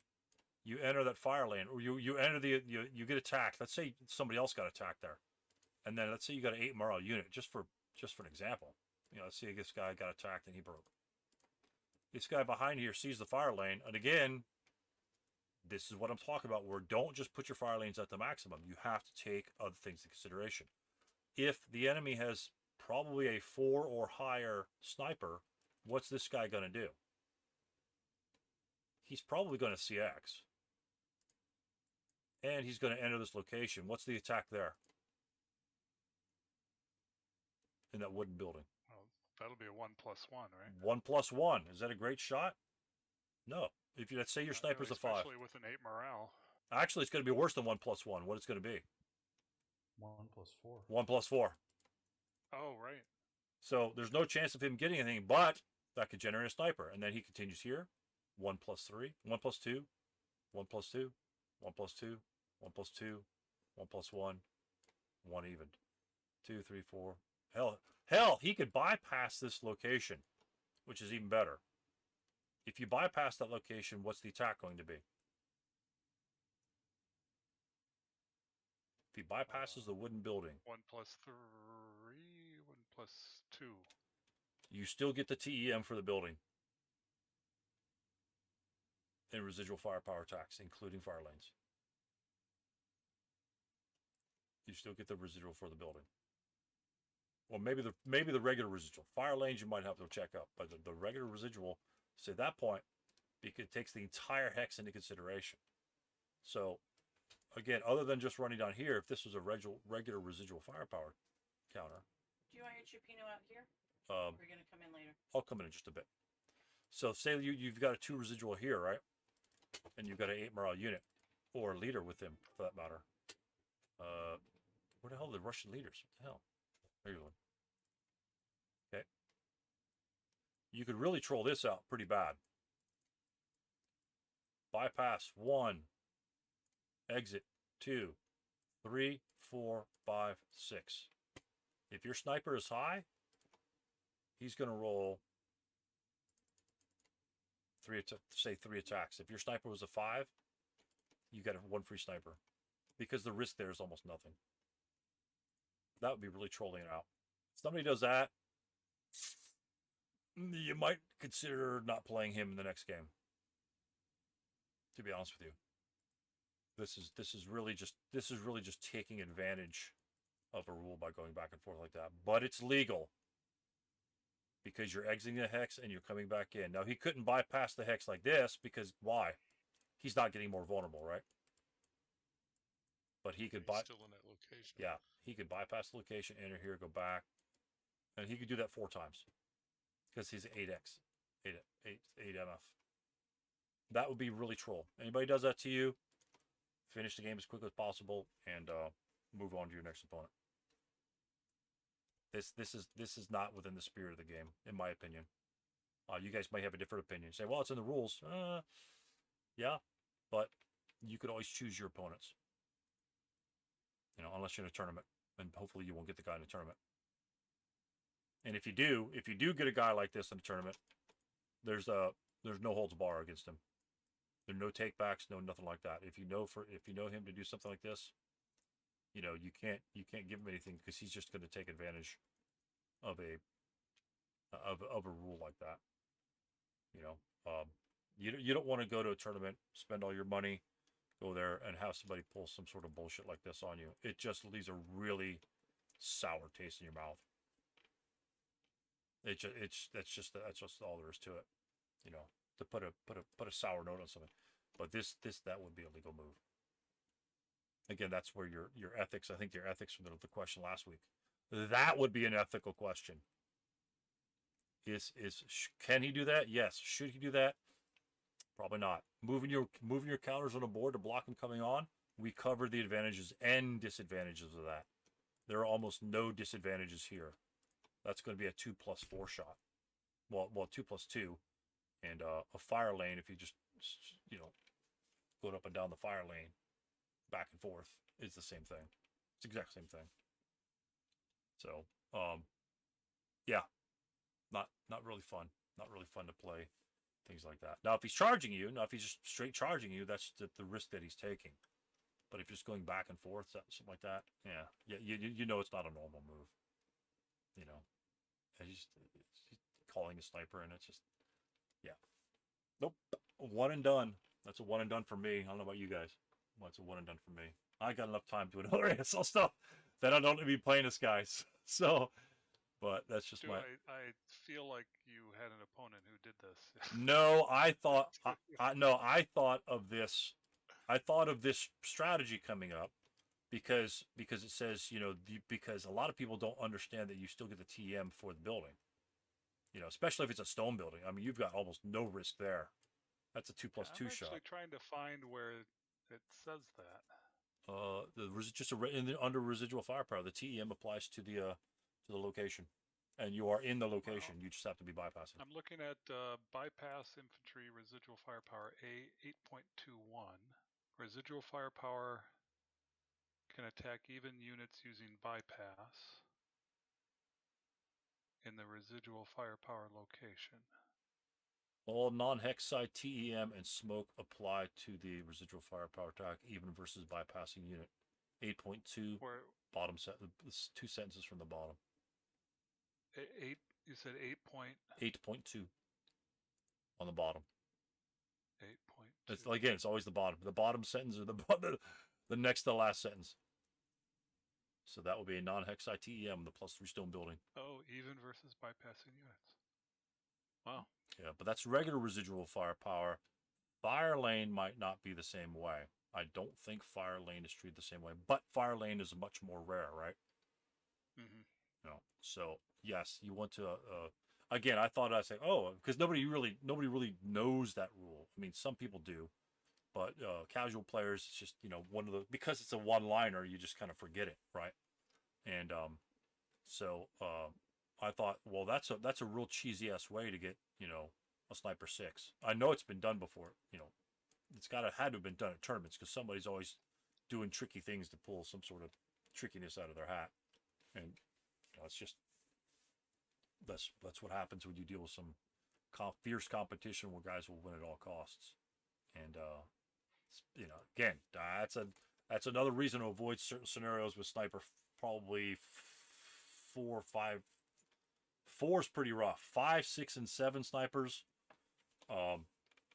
Yeah, that could be really rough, especially if you have decent terrain like this. Fighting withdrawal, anyone? Yeah, exactly. Exactly. Sniper 7.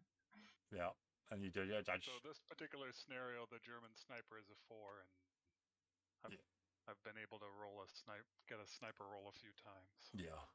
Now, if the guy wants to burn his, hopefully this is a scenario where it's not like, you're all fighting over the same hexes and you could just do that and with essentially impunity.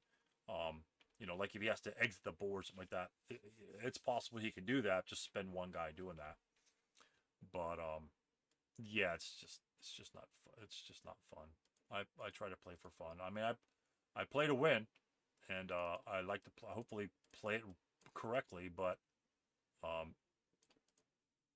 something like that's just not fun.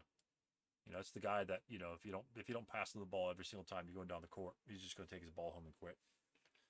That's same sort of attitude in my opinion. I think the sniper worries me more than it should because I can still roll 3, 4, 5, 6. I wouldn't worry about the sniper. If you're in urban terrain, you probably don't want to be taking the 2+2 shots if he's got a sniper 4 above. Definitely 5 and above. If I can't get a normal morale check on his sniper check on my attack, you might consider not shooting.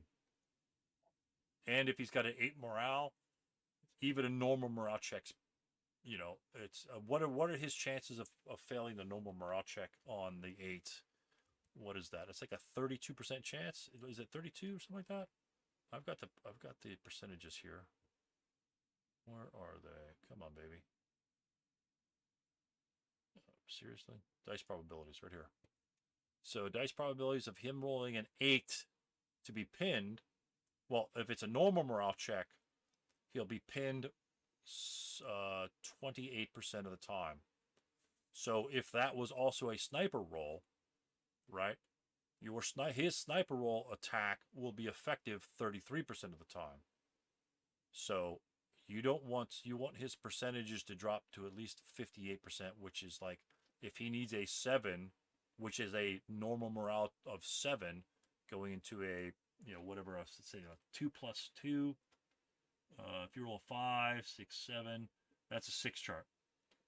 If it's a 6+2, your 7 will generate a morale check, and that will cause him to break more than he gets a sniper. So you have the better percentage chance of affecting a unit. Now, mind you, if he rolls a 2, it's only going to pin one of your units. Hopefully, it won't hit a leader, but sometimes shit happens. and but a 1 will break a unit. But sometimes you need to break that unit. And that's why guys don't take the 2+2s, 2+1, 2+3s if there's a high sniper. There's actual articles in the journal. I think it's in the the annual journal, the digital one, the annual or the journal. And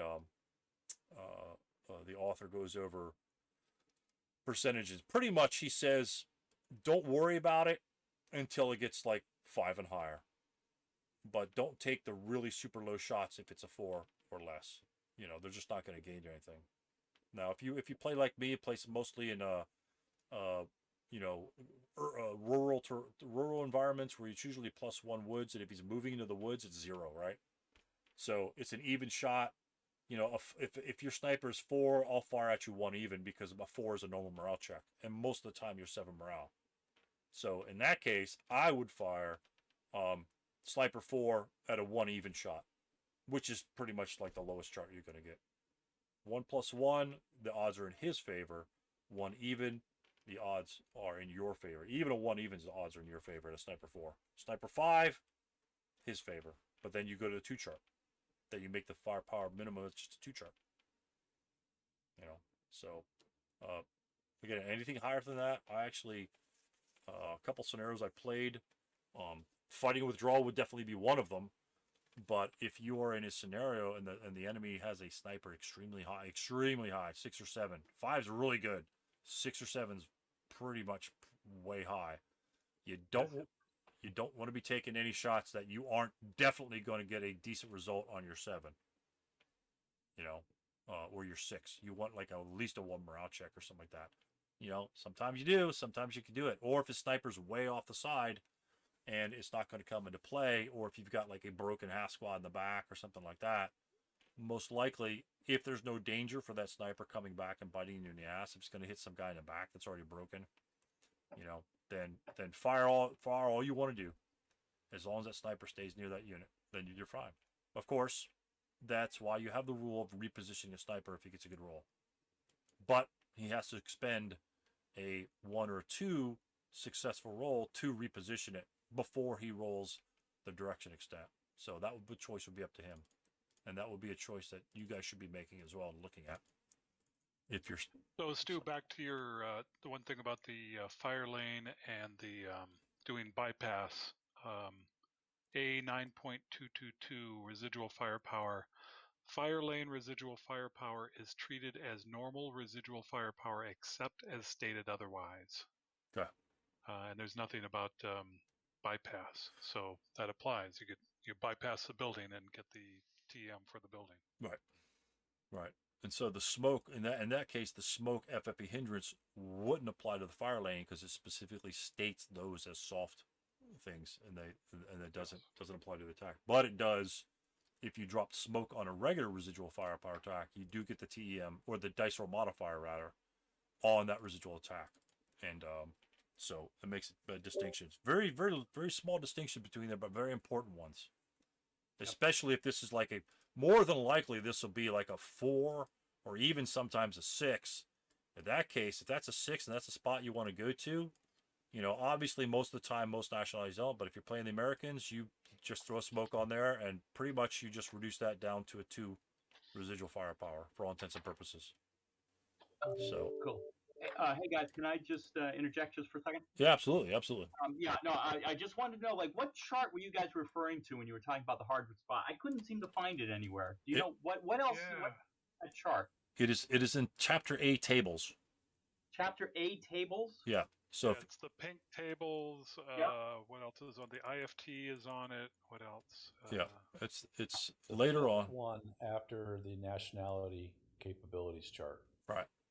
If you guys have, same table as the concealment loss.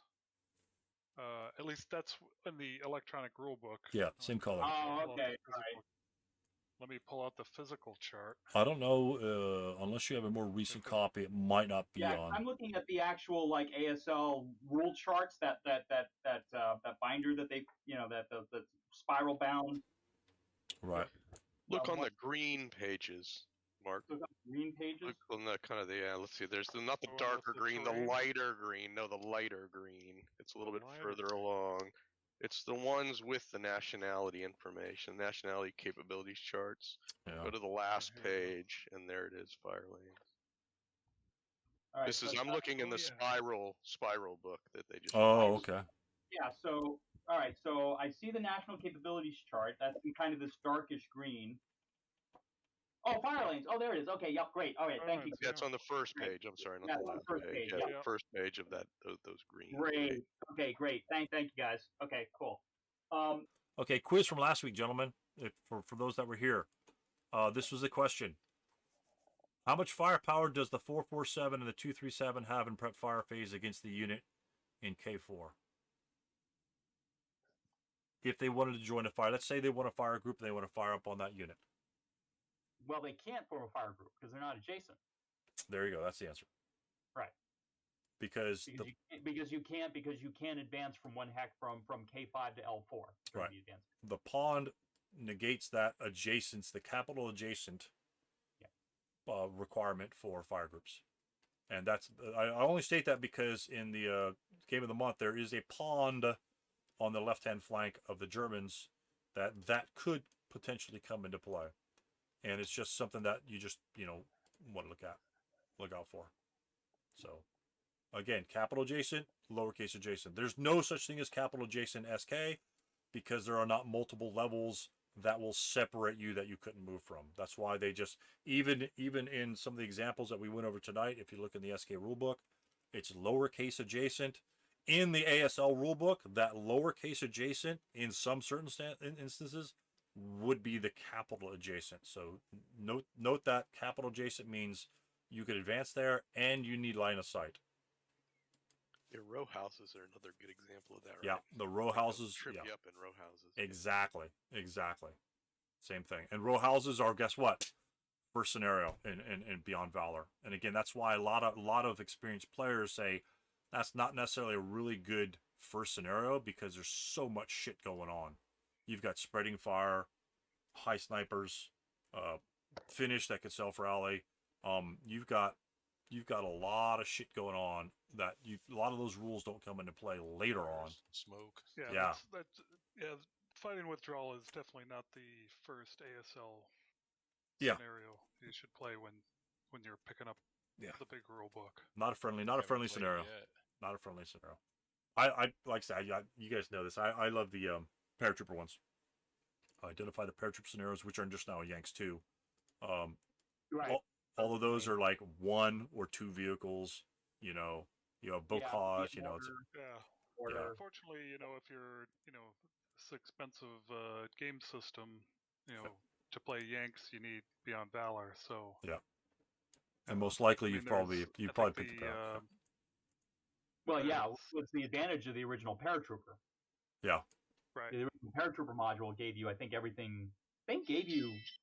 Yeah, it was like a starter kit. It had like prep fires and had all that. It's kind of like it was almost like an SK. Yeah. In that sense, it was a start. It was like a starter kit. Small scenarios, small boards. Scenario, small boards, It's fun. All the scenarios.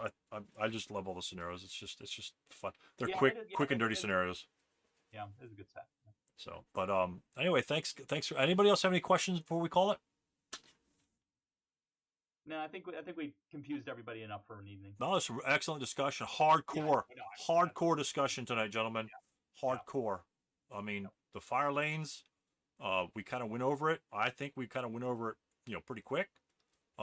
Kick out your charts, like Tony says. Kick out your chart. Craig and Tony says, look through your charts. You guys buy those damn charts. Get those charts. Read the charts. Read through your close combat. Look for the modifier. Say, oh shit, what does that mean? Open top vehicle. What do wire unit? What does that shit mean? All that stuff can come into play. I mean, and the chart that I love the most, which I use a lot, that fire lane one's a good one, but the smoke one where it talks about the dispersed smoke and stuff like that, and mild breeze and when does it go? That's a good one. Can I throw smoke upwind or something like that? Hell, I don't know. I refer to the chart. And that's on the back of one of the gray brown ones. Anyway, dig through your charts. Bog, same thing. Has all your modifiers listed out. That way you could pre-plan, shit, I'm going to drive through this woods. Is it a big deal? Is it a big deal? Can I drive through this? Big deal. Nope. Well, you have to roll an 11. Who cares? Drive through this shit all day. You know, just read through your charts. You will find something that you didn't know before if you're thumbing through your charts easily on every page. There's at least one or two things you probably didn't realize or that wasn't clear to you as you read it in the rule book from the charts. And so go through the flow charts as well. They're kind of ugly, nasty looking. Some of them have a little bit of errata. I'm not sure if the errata has been included in the new stuff, but I hope so. But thumb through the flow charts and kind of act like you're in the situation. Okay, I'm here. I'm overrunning these guys. How do I do this shit? If I have a bazooka, does that give me other options? Just play through those situations through that flow chart, because you're not going to be able to figure that out shit reading the rule book. You just aren't. If you start by reading and going through the flow charts, you will master those and you will destroy your opponents, and he won't know what the hell's got him. I gotta. It's just the way it is, because sometimes those flow charts can give you just that little piece of knowledge that cracks it open. Oh, this is so easy now. You know, this is so easy now. But yeah, definitely do that when you. I don't know if you guys are ordering that stuff or not, but excellent resources. The charts are the best thing in the game. I mean, that's why the rat charts make lots of money. You know, they sell tons of that shit because the charts are useful. Yeah, charts are useful. I mean, so anyway, thank you, gentlemen. Any other questions? We can, if you do have some, we'll put it off first thing next week, and then we'll go from there. Like I say, bring your questions, and lots of good discussion tonight. I mean, this is beautiful, and lots of clarifications, things we may have gotten wrong. But go back if you have any questions. Go back, read the example, read the rules. Like I say, like Mark says, go to other blog sites. You know, see what people are discussing about it. Go to your Facebook groups or wherever that you may be part of. Throw those questions out there, but make sure your questions need to be kind of concise and clear about exactly what you're talking about, because in ASL there's always tons of, if you don't say that it's a non-conscript unit or something like that, give all the specifics. First line, German 467, assault moves into the open ground, locate, so on and so forth. You got to give those details, because if you're not, that thread will just go like it'll just go to the wind. It'll just someone shook your willow tree and all those the seeds just go everywhere. And be specific. There will be some guys try to derail your question because they don't know the answer, but you know what you're looking for. Read their questions and then find that again. So be careful with your questioning. That doesn't mean, it's, you can't do it all the time, because there's some things you just didn't take into consideration, which is fine. And they'll tell you, well, if this were there, and sometimes you may not have realized that. Like if a tank is in the middle of your fire lane, maybe you didn't realize the tank was hard hindrance. Then guess what? You learn something.